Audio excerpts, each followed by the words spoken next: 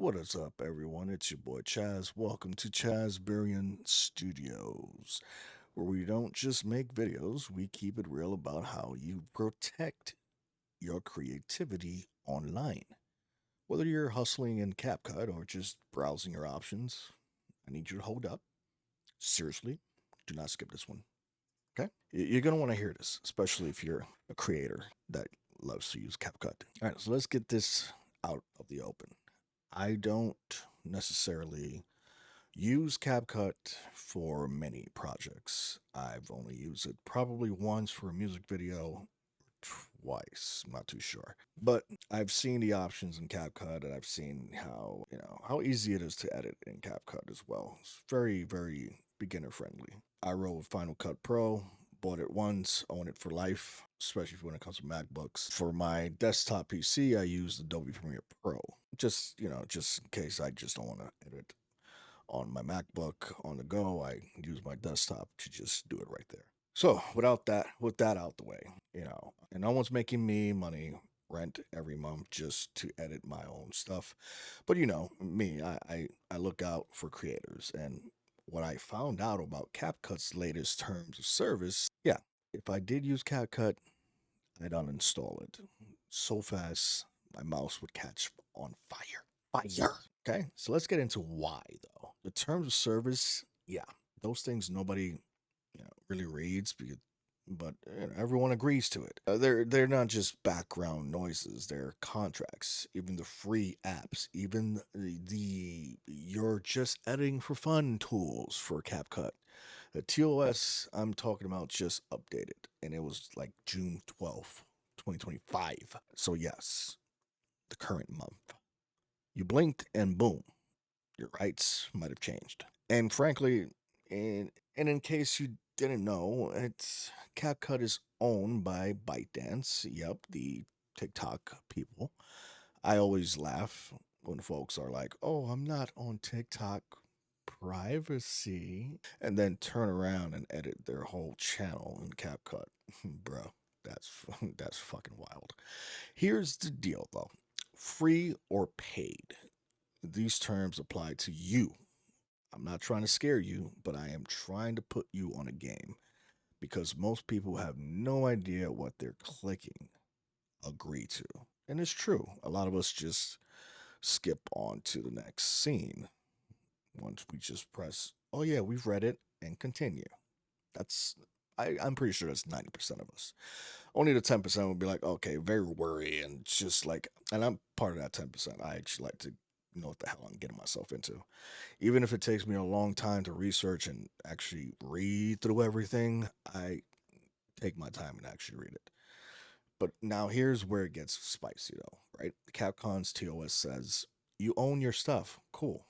But it's a massive but. When you upload, you're handing them and their whole intended family a worldwide royalty free, transferable, sublicensable license to use your name, your face, your voice, your clips, however, wherever, whenever they can throw your face and add in Tokyo, remix your voice into a promo for a product you hate and legally you agree to it. All right, let's break it down. They can reproduce your work, sell it, remix it.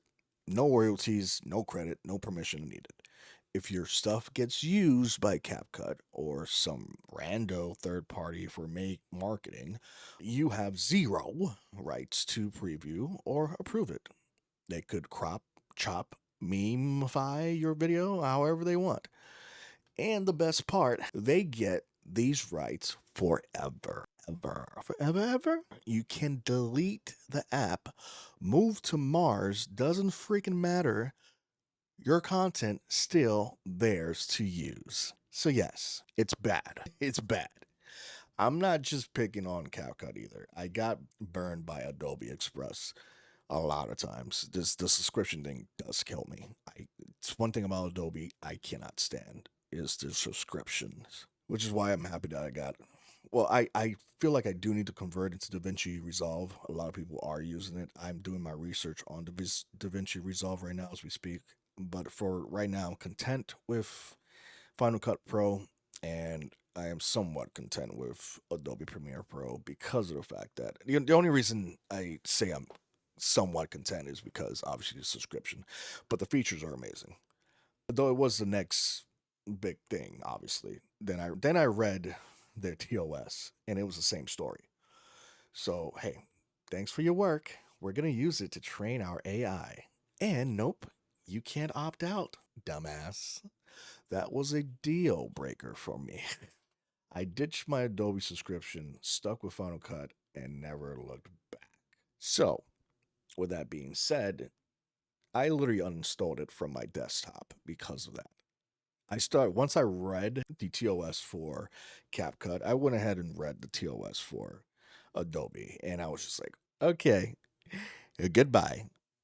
So, real talk, if you use CapCut or any app, read the terms of service. Don't just trust YouTubers. Don't just trust me. Pull it up, scan it yourself. If you're good with the risk, cool. If you're not, you know what to do. Matter of fact, let me give you an easier way to dump stuff up. Take the whole terms of service and ask ChatGPT to summarize everything and look for key specific things that might affect you. Easiest way to freaking look for it. And remember, when you click agree, you just signed a contract, even if you didn't read it. You can't plead ignorance after the fact. Your creativity, your brand, your face, protect that. For me, it's a hard pass on CapCut, but don't just take my word for it. Read, decide, and move smart. The internet doesn't forget, and neither do these companies. All right, that's my PSA for today. Drop your thoughts in the comments, and if you've got horror stories about other apps, let me know. Stay sharp, stay creative, and keep your work yours.